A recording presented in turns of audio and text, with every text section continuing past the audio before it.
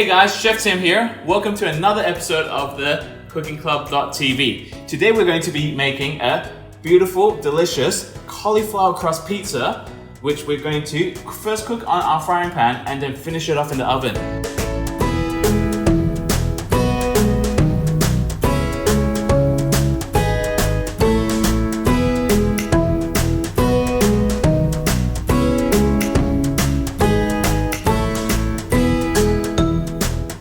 So first thing we're going to do is look at the dough. But before that, make sure that we wash our hands, okay?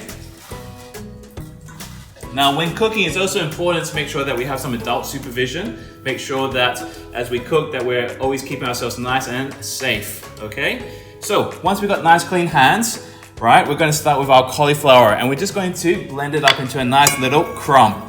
So I've just got my knife here. I'm just going to cut my cauliflower into cubes. Okay, so here we go. Just small little cubes. It doesn't need to be too fine, just roughly, because we're going to put it through that food processor. Wonderful. So I've got my cute little mini food processor here, and we're just going to drop our cauliflower in. Now the reason why we use cauliflower is it's quite neutral in flavor, but it has tons of fiber and a couple of different minerals and nutrients. So it's great just to add into our pizza base. And we can just take out some of the moisture and some of the flour and substitute it for this cauliflower. Okay, so get all my nice cauliflower in there. I've got my food processor, put the lid on. I'm just going to give it a couple of pulses, okay? We don't want to blend it until it's a puree. We just want to pulse it until it's nice and granular. Okay, give it a little toss around. Make sure that it's all blended up. Perfect, okay? So you can see here all the small bits of cauliflower. So this is a great way to get a bit more vegetables into our diets. So, mixing bowl. We're gonna add some self-raising flour. So we're going to do a quick pizza dough today, which means that it has no yeast inside. Usually when you put yeast into a pizza dough, it needs a couple of hours to prove and you need to let the dough relax and everything. So this way, we're just going to use a spatula, scrape out all our cauliflower crumb. So if you're not too comfortable using a food processor, make sure that an adult's in the room to help supervise. Okay. After that, we're going to mix the cauliflower and the self-raising flour together first, just so that it's blended through. And then we're going to add a couple of pinches of salt. So salt's just for seasoning, especially when we do doughs. You want to make sure that you season your dough. So a couple of pinches of salt. We're going to add some baking powder. So instead of having yeast, it's going to give us that leavening and that nice fluffy texture. We're using a little bit of baking powder and self-raising flour, and that will mimic the same rise. Okay? So just stir that through the mixture. It's pretty simple. And then we're just going to add a little bit of Greek yogurt. So the Greek yogurt's full of flavor, tang, high in calcium. So we're just going to use a little bit of Greek yogurt just to bring the dough together rather than using water or milk. But if you don't have some yogurt, using water or milk is also not a problem. So keep clean as we go along, right? A nice clean table so it's easier to cook, put things to wash up as we go along. Makes your parents a lot happier. So, just going to roughly bring this dough together using a mixing spoon. Here I got a spatula. And what we want to do is now develop the gluten in the dough. Okay, so we're going to bring this dough together. Once it's kind of getting a bit lumpy and harder to mix, we're just going to use our hands. So make sure our hands are nice and clean. I'm going to give them another wash. All right. Dry them with a tea towel. Then I'm just going to grab my dough out from here. The spatula. I'm just going to use my hands just to bring the dough together. So just using your hand, just start scrunching it together. You basically want to mix the wet and the dry ingredients. And before you think, it looks a little bit too dry, just keep on kneading it because you'll be surprised. There's a lot of hidden moisture within the dough, okay? So we just want to really Get inside, give it a good scrunch. All right.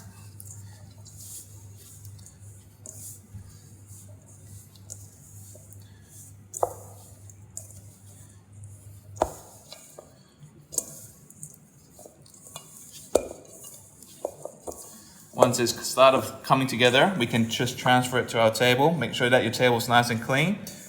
I'm using a chopping board here. And we're just going to further knead this dough, just for it to come together. Now, if it's still feeling a little bit dry, because obviously when we add vegetables, some vegetables might be a little bit more wet than others. We might need to tweak the dough. So if my dough is looking a little bit dry, I'm just going to add a little splash of water.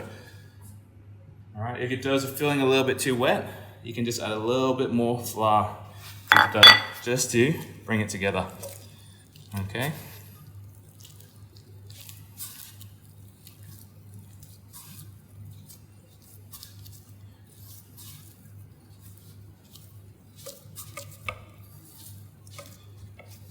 So we're just going to knead the dough for in total, about 8 minutes, okay?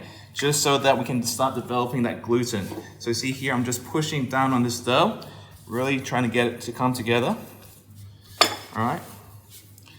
Because once we develop the gluten, it makes the dough a bit more chewy, and that gives us that lovely texture. If we're doing cakes, we don't really want to develop that gluten, okay? So when we do cakes, we just want to fold the flour into the mixture, okay?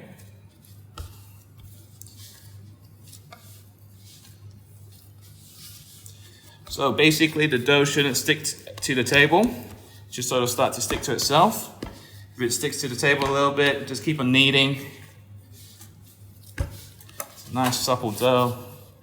You can even use it to, if you've got a little bit of crumbs around, you can just use it to pick them all up, okay? Lovely.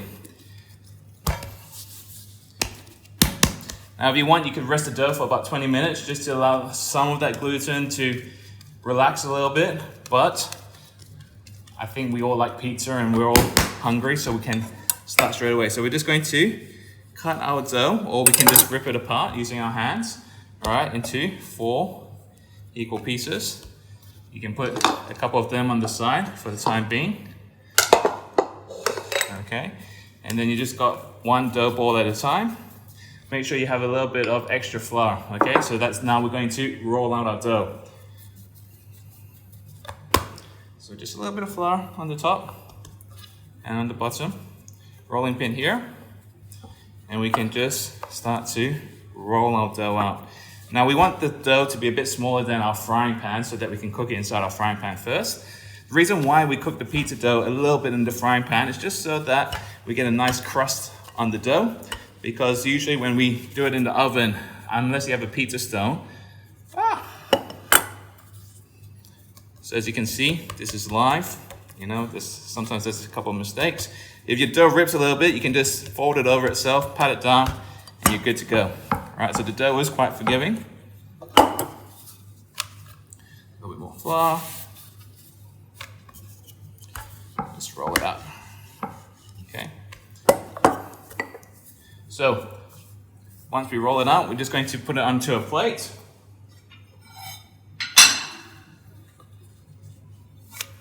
And we can continue with our other pieces. So, recap, just a little bit of flour. Roll the pizza dough ball up. A little bit more flour on top, just so it doesn't stick. We're just going to gently roll in the middle and pull this dough apart.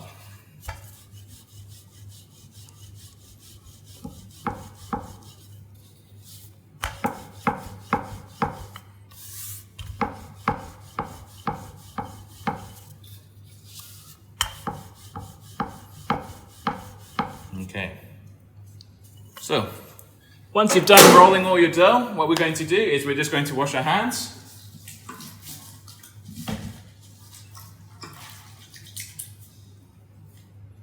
Wash, wash, wash. Washy, washy, wash. Wash, wash, wash.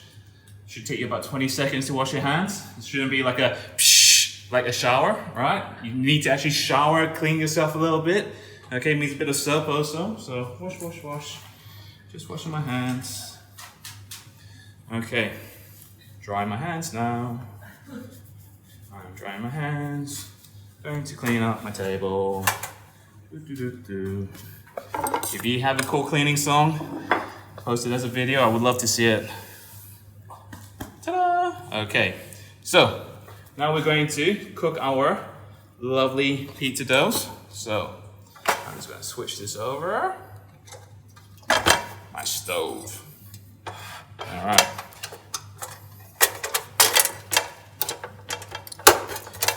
So whenever we use a stove or anything that's hot needs to be put into the oven, always get an adult to help you set things up, make sure that you're safe before you start cooking, okay? Fire. Okay. Now if we want to check how hot the frying pan is, right, just get a little splash of water, okay? You put it into the frying pan. Once that water evaporates or sizzles, we know that the frying pan is ready to go, yeah? Okay? So we got our pizza bases. Make sure that you have a nice fish spatula or plastic spatula just to scrape underneath your pizza, and also another plate for you to put your pizzas on once they're cooked. I'm just going to transfer this pizza on top. I have my nice plate. So it's all about being organized, okay? We don't want to be running around trying to grab a plate while things are cooking and everything. We want to have all our ingredients in front of us, all our utensils, our plates and everything so that we can cook calmly, okay? Accidents happen in the kitchen when we are rushing, okay? So make sure to read the recipe, make sure that you follow the instructions, and if you're not sure, you can always ask for an adult for some help, okay? Or you can watch this video again. So you can see here the water is evaporating, it's sizzling, it's bubbling. It means that my pan is nice and hot. So I'm just gonna put a little bit of extra virgin olive oil here, okay? Just coat my frying pan, so I'm just tilting it, okay? You can just shake it like this also. And we're just going to gently, so we don't throw things in, just use a spatula, and we're just going to gently place it in, okay? You can get that little shake if you want.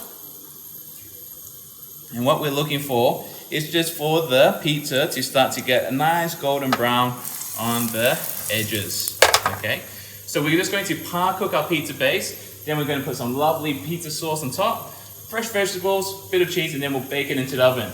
So as we're cooking this, we can start to turn on our oven. We can have it at 200 degrees Celsius, just so we can finish off our pizza. Smelling delicious.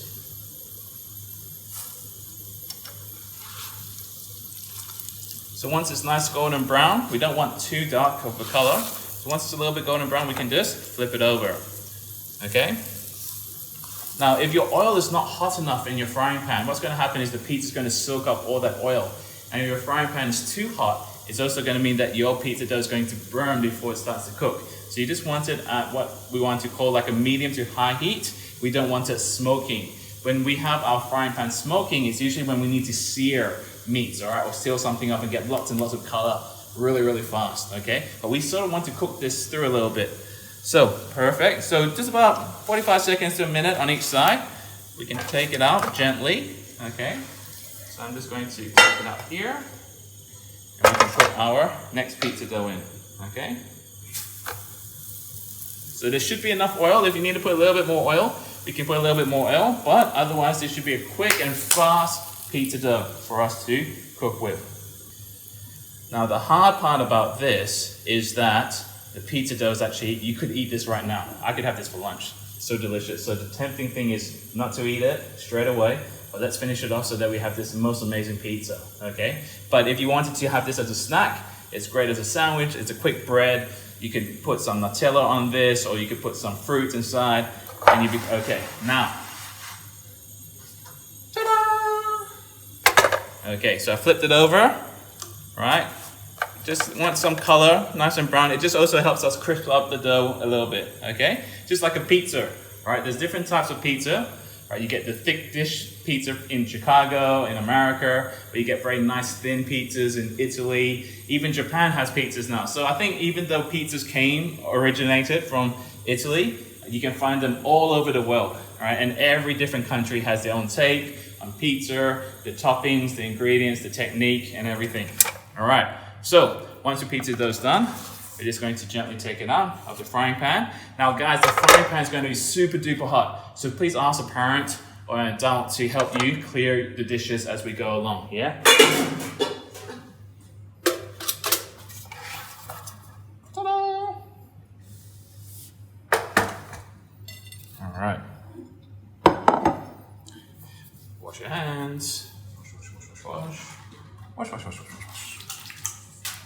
Okay, so clean table, clean chopping board. Make sure that you're nice and clean also. What we're going to do now is we're going to look at our pizza toppings. So you can put anything on a pizza really, just as long as it's nice and thin, okay? So here I've got some nice button mushrooms. I'm just going to finely slice the mushrooms, making sure my fingers are tucked behind the mushroom. Right, now if we're not too sure about using knives, let's ask an adult to help us use the knife, okay? So we're just going to slice a few mushrooms here.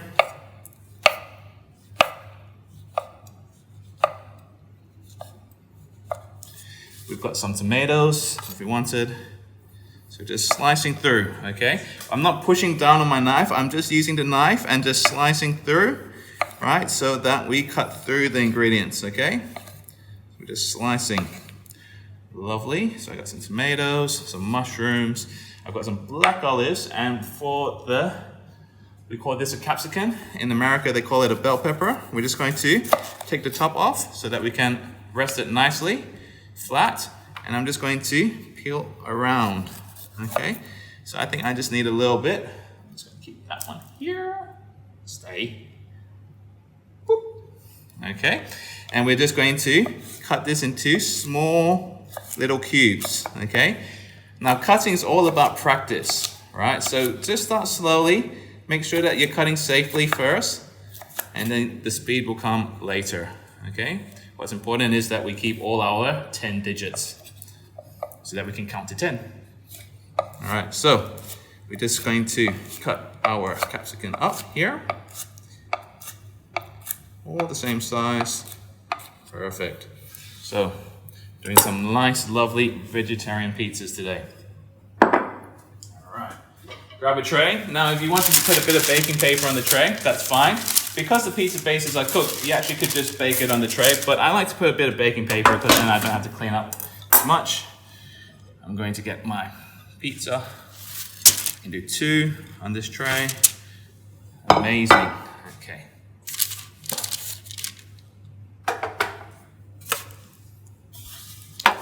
All right, so for the pizza, I've got some. Okay, so for the pizza, I've got some amazing homemade tomato sauce. So I've just reduced some tomatoes with some herbs, a bit of salt. I can smell that cauliflower coming through. So now we're just going to spread the sauce to the edge of the pizza. We want to leave a little bit of a crust. Kind of like it. I mean, you know, pizza can be any shape. Why does it have to be circle? All right.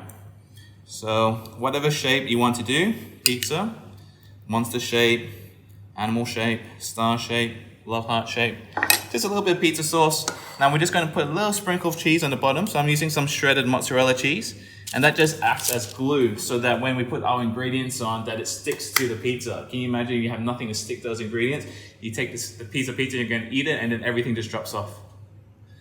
Okay, so a bit of cheese on.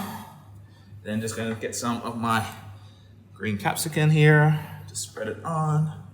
All right, a couple slices of mushrooms. Now we're building pizza, guys, okay, not burgers, so we want to make things nice and flat so that it cooks nice and fast in the oven, okay? A couple mushrooms, maybe a couple of tomatoes. I didn't cut it properly, that's fine. Makes it look nice and authentic, nice and rustic. A couple of olives, just scattered around. Perfect, okay.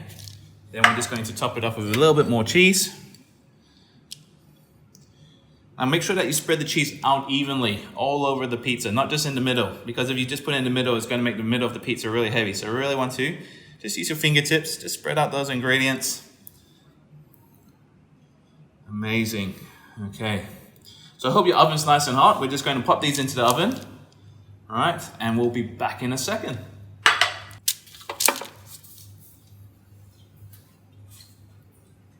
All right, so once your pizza's out of the oven, make sure that you get an adult to help you. Okay, so use a tea towel or oven mitt, and really be careful because the tray will be super duper hot when it comes out from the oven. Our pizza smelled amazing. Okay, so make sure that you put it onto a surface that's heat proof. Okay, so I'm using a wooden chopping board. You could use a cork or a tray. Okay, so I'm just gonna, my tray's now a little bit cooler, so I'm just gonna put it to one side and we can start to serve these pizzas. Okay, so I'm gonna have a plate here. Just gonna grab our knife. Now guys, make sure that your hands are nice and clean.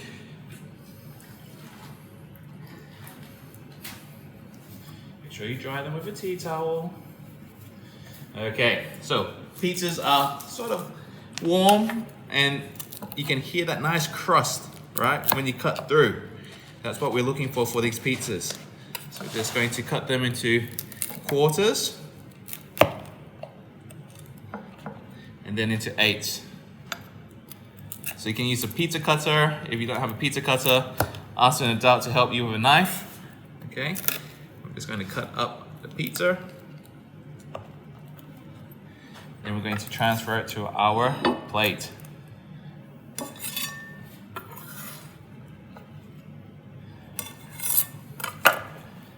All right, and here you go, our cauliflower crust pizza. So I hope you've enjoyed this video. Please subscribe to our channel, thecookingclub.tv, here, somewhere down here. Right? And drop a comment if you want to see other recipes or other ingredients, dishes featured on this channel. So I look forward to seeing you next time at thecookingclub.tv. Bye!